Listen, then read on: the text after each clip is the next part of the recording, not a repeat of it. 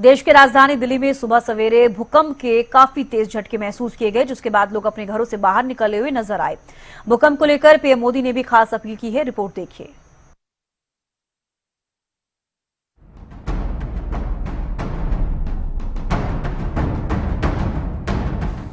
सुबह सवेरे जब लगभग सभी सो रहे होते हैं, उस वक्त देश की राजधानी दिल्ली में लोग डर गए, सहम गए, क्योंकि भूकंप के तेज झटकों से दिल्ली कांप उठी। जिसके बाद हर तरफ डर का माहौल देखने को मिला। लोग अपने घरों से बाहर निकल आए।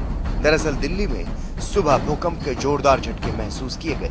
कई सेकंड तक धरती डोलती रही। राष्ट्रीय भूकंप विज्ञान केंद्र के मुताबिक रिक्टर स्केल पर भूकंप की तीव्रता 4.0 मापी गई। इसका केंद्र दिल्ली ही बताया जा रहा है। धरती से करीब 5 किलोमीटर की गहराई में भूकंप का केंद्र रहा, इसीलिए तेज झटके भी महसूस किए गए।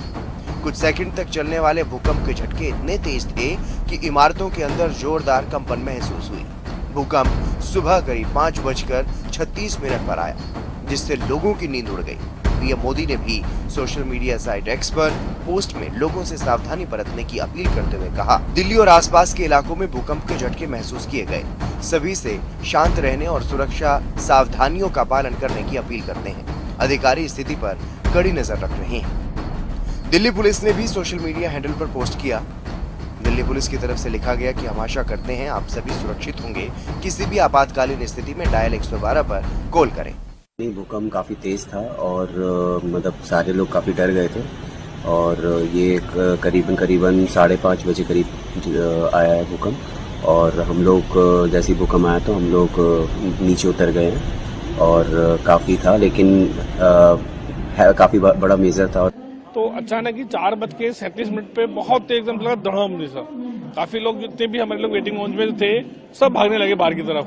तो देखा कि कुछ नहीं हुआ है, बट सबने रोका। उन्होंने कहा कि एकदम भूकंप आया था। लगा ऐसा सडनली ऐसा कोई ट्रेन गिरी हो ऊपर से या कोई ब्रिज कोई ऐसा लगा हो कि ब्रिज गिरा हो। एकदम बहुत सडनली बहुत आवाज हुई थी। कि मेरे को पहले तो लगा कि ये क्या हुआ कि कोई डेक बजा रहा बाहर। हमारे सारे दरवाजे एकदम हिल गए। थोड़ा सा हम थोड़े संभले ही थे कि हमारे को दूसरे लोगों से फोन आने चालू हो गए कि यहाँ पे तो सब लोग घर से बाहर आ गए। मोतिया खान से फोन आया मेरे को, मेरे बच्चों का, कि हम लोग यहाँ से घर से बाहर आ गए और आप वहाँ सब ठीक ठाक हैं। तो मैंने उनको बोला हम ठीक ठाक हैं। तब हम अपने घर से यात्रा के लिए निकले, लेकिन बहुत घबराहट वाला भूकंप था जी। मैंने अपनी लाइफ में 56 साल की मेरी उम्र है, पहली बार ऐसा तेज भूकंप देखा है। थोड़ी भूकंप की महसूस हुई थी हमें। अब हम सोचे कि पता नहीं क्या हुआ। हम हेडफोन लगाए थे बट हमें बॉडी पूरी हमारी हिली थी और हम खड़े होकर देखे, हमने अगल बगल देखा तो सब हमारे अगल बगल जितने भी सबको महसूस हुआ।